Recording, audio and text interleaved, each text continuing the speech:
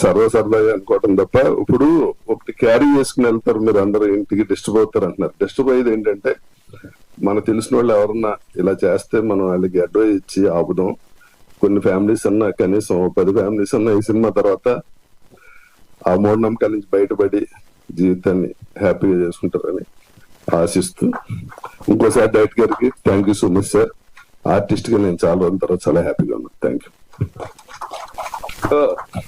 దివ్య ఇలా ఉంది కానీ సినిమాలో మామూలుగానే ఉంటది. అలా ఎక్స్పెక్ట్ చేసి వెళ్ళొద్దు. ఈవిడైతే గుర్తుపట్టరు, మామూలుగా శారీ వేసుకుని ఫుల్ ఇది. దివ్య చాలా వీళ్ళిద్దరు వీళ్ళ గురించి చెప్పక్కల ఆర్టిస్టులుగా. దివ్యని మాత్రం చూసి షాక్ అవుతారు. అంటే ఒరిజినల్ గా తను ఫుల్ గా శారీ ఒప్పుకుంటే ఫేస్ లో విలనే ఉంటది. అది దాన్ని డైరెక్ట్ గా ఎక్స్ప్లోర్ చేశారు ఈ సినిమాలో. ఆమె చేయలే. Thank you very much.